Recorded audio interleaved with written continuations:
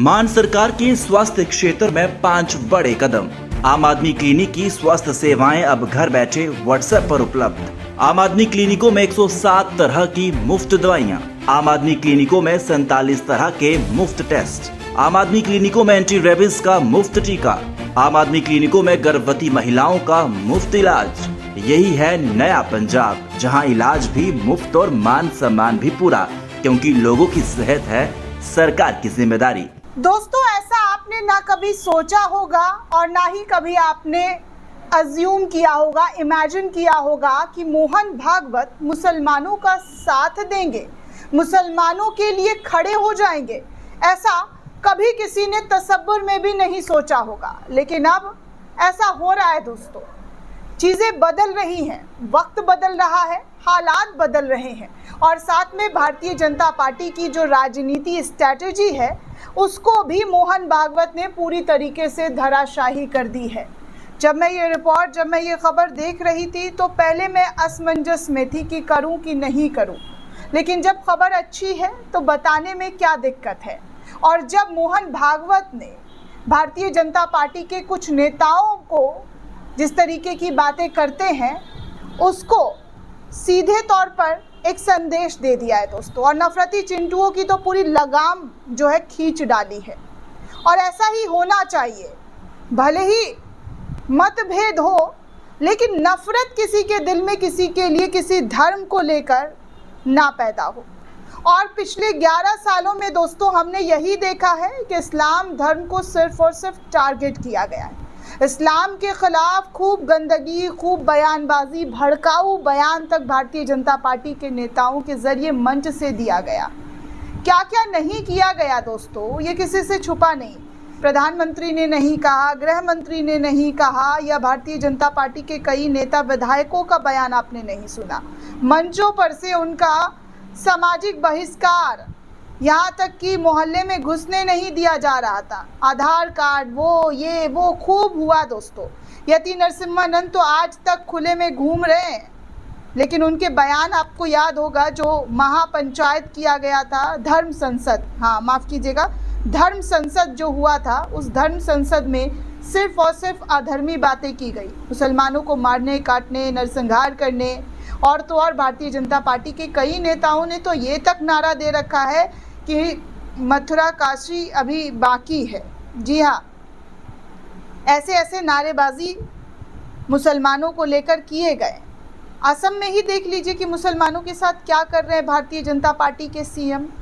कैसे उनके घरों को बुलडोज़र से बुलडोज़ किया जा रहा है, उनको बेघर किया जा रहा है। जुल्म की सारी इंतहा असम में भी पार की जा रही है। मदरसे पर ताला लटका दिया गया है। आज़ान से दिक्कत, नमाज से दिक्कत, दाढ़ी टोपी से दिक्कत, नाम देखकर मार देना, ट्रेन में चढ़ना मुश्किल, ये सब भारत में देखने सुनने को मिला और मिल रहा है। लेकिन मोहन भागवत ने आज जो बयान दिया है उस बयान को समझने की ज़रूरत उन नफरती चिंटुओं को है। और भारतीय जनता पार्टी के कुछ नेताओं की बात करूं तो उनको भी समझने की ज़रूरत है कि उनकी जो राजनीति जिस दिशा में बहती है उस दिशा को कैसे मोहन भागवत ने चकनाचूर कर दिया है। सीधे तौर पर एक संदेश देशवासियों को दे दिया है। जो हिंदुत्व का झंडा लेकर दौड़ते हैं उनको भी संदेश मोहन भागवत के ज़रिए दिया गया है, और ये अच्छा कदम है, अच्छा पहल है, जिसका सभी को स्वागत करना चाहिए। दरअसल दोस्तों, मोहन भागवत ने खुलकर मुसलमानों का साथ दिया है और क्या कुछ कहा है वो मैं आपके सामने रखना चाहूँगी, क्योंकि जब मोहन भागवत अगर कुछ ऐसी बातें कर रहे हैं जो मोदी शाह के लिए बेचैनी बन सकती है, और मोहन भागवत ने सीधे तौर पर उन तमाम राजनीति जो की जाती है उन तमाम राजनीति को चूर करके रख दिया है। दरअसल दोस्तों, मोहन भागवत ये कह रहे हैं कि इस्लाम यहाँ नहीं रहेगा, ऐसा सोचने वाला हिंदू सोच का नहीं। ये मोहन भागवत का बयान है दोस्तों। आपको झटका लगा होगा जैसे मुझे लगा था। मोहन भागवत ने ये बातें कही है, ये बयान मुसलमानों को लेकर और नफरती चिंटुओं को खूब फटकारा है, और ये खबर आज तक ने शेयर भी किया है। तो ये अभी इस वक्त खूब चर्चा चल रहा है कि देखिए मोहन भागवत ने इतनी बड़ी बात कह दी है, इतना बड़ा कदम मुसलमानों के लिए जो है उठा लिया है। ये उम्मीद हम सब हमेशा से मोदी जी से करते रहें। जो नफ़रत, जो घृणा मुसलमानों के प्रति देश में बांटा गया, कि काश मोदी जी आकर इन नफ़रत, इस घृणा को रोके, लेकिन मोदी जी से सिर्फ उम्मीद कर सके, ऐसा उन्होंने कहा कुछ नहीं। हाँ, विदेश में जाते हैं तो मुसलमानों के साथ खूब फोटो वोटो, गले वले लग लग कर भाई बंधु कहते हैं, लेकिन भारतीय मुसलमानों के लिए एक शब्द नहीं कहा जाता है। दोस्तों, आपको बता दूं कि राष्ट्रीय स्वयंसेवक के प्रमुख मोहन भागवत ने कहा है कि पहले दिन इस्लाम जब भारत आया तब से यहाँ है और हमेशा रहेगा। इस्लाम नहीं रहेगा, ऐसा सोचने वाला हिंदू सोच हो ही नहीं सकता है। उन्होंने एकता पर जोर देते हुए कहा है कि पहले ये मानना होगा कि हम एक हैं, दोनों जगह विश्वास बनेगा, तब ये संघर्ष खत्म होगा। मोहन भागवत संघ के 100 साल पूरा होने पर चल रहे कार्यक्रम के दौरान गुरुवार को पत्रकारों से बातचीत करते हुए ये बयान दी है। संघ संचालक ने इस दौरान कहा है कि क्या बदला है, केवल पूजा बदली है और क्या बदला है। उन्होंने कहा कि जो डर भर दिया गया है कि ये लोग रहते रहेंगे तो क्या होगा, बता नहीं सकते। इतनी लड़ाई हुई, इतने अत्याचार हुए, इतने कत्लेआम हुए, देश भी टूटा, सावधान रहो। मोहन भागवत ने कहा कि एक तरफ ये है, दूसरी तरफ है कि हिंदुओं के साथ जाएंगे तो इस्लाम चला जाएगा। तुम अलग हो, अलग रहो, अलग मांगो, नहीं तो तुम्हारी कोई आइडेंटिटी नहीं है। उन्होंने ये कहा कि ये गलत बात है। मौलाना अबुल कलाम आज़ाद के इंटरव्यू में है, धर्म बदलने से कौम नहीं बदलता। मोहन भागवत ने यह भी कहा कि मुझे अरशद मदनी ने यह भी बताया था कि उनके चाचा ने ये बात कही थी, हमारी आइडेंटिटी तो एक ही है, हम हिंदू हैं, हम भारतीय हैं, हम हिंदवी हैं, जो भी आपको कहना है। उन्होंने कहा कि वो एक आइडेंटिटी है जो हमारी संस्कृति में मिली है, हमारी मातृभूमि के और पूर्वजों की परंपरा को बताती है। जब ये भूल जाते हैं 70 वर्ष बाद भी अविश्वास है। तो इस तरीके की बातें मोहन भागवत के ज़रिए कहा गया कि भैया आप मुसलमानों को लेकर जो धारणा बना रहे हैं, जो सोच रखते हैं कि मुसलमान चला जाएगा, यहाँ उनको नहीं रहने देंगे, वो भूल जाएं, वो सच्चे हिंदू नहीं हो सकते हैं, उनकी सोच हिंदू वाली नहीं हो सकती है। इस्लाम यहीं था, यहीं रहेगा।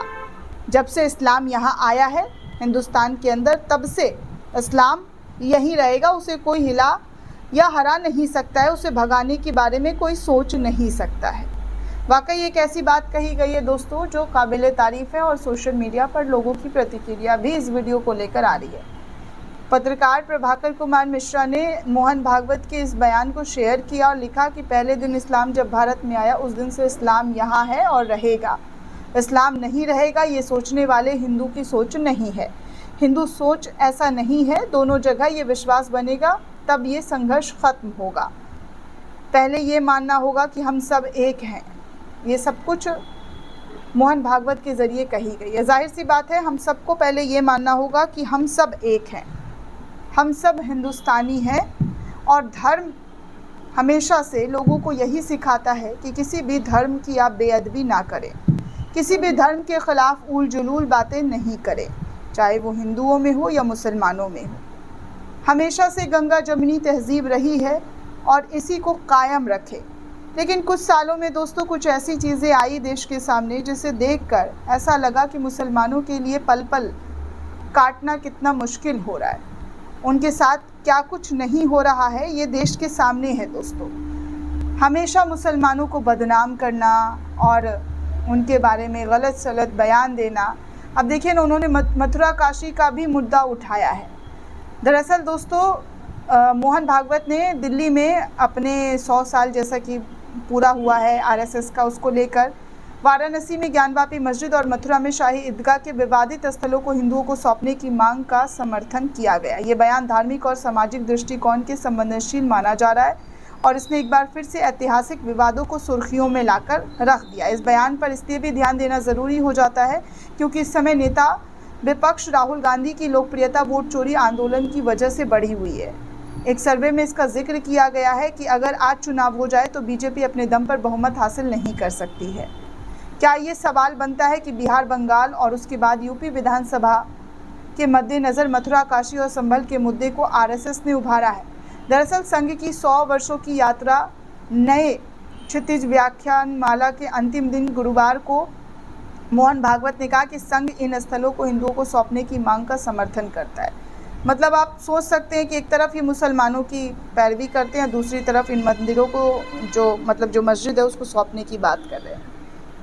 पता नहीं क्या इन लोगों के दिमाग में चल रहा है। इससे पहले कह रहे थे कि भैया हर मस्जिद के नीचे मंदिर नहीं ढूंढना चाहिए। टाइम टू टाइम इनके बयानों का ऐसा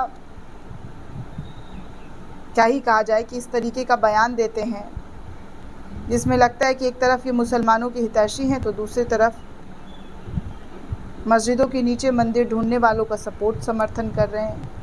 आजकल कुछ कहा नहीं जा सकता है दोस्तों। हाँ, लेकिन जो अच्छी चीज़ें हैं उनके बारे में बात करनी चाहिए और उनकी सराहना करनी चाहिए। ऐसा नहीं है कि हर चीज़ में गलत ही बात, जैसे कि इन्होंने अभी इस्लाम धर्म को लेकर कहा, उसकी सराहना मैंने की है, लेकिन जो बातें इन्होंने मथुरा काशी को लेकर की है, क्या ये सही है दोस्तों? मुझे नहीं लगता है कि हर मस्जिद के अंदर मंदिर ढूंढना चाहिए। जो मामला था बाबरी मस्जिद तक वहीं तक रहा जाना चाहिए, क्योंकि आज भी मुसलमानों के दिल में बाबरी मस्जिद खोने का दर्द है, दुख है, और उसको आप जितना कुरेदेंगे उतना ज़ख्म जो है ताज़ा होगा, और इन जख्मों को ना कुरेदा जाए तो ज़्यादा अच्छा है। क्यों गड़े मुर्दे उखाड़ने? दोस्तों, आपको क्या लगता है हमें कमेंट करके ज़रूर बताइएगा। साथ ही साथ चैनल को ज़्यादा से ज़्यादा लाइक, शेयर और सब्सक्राइब करना बिल्कुल भी ना भूलें। शुक्रिया दोस्तों।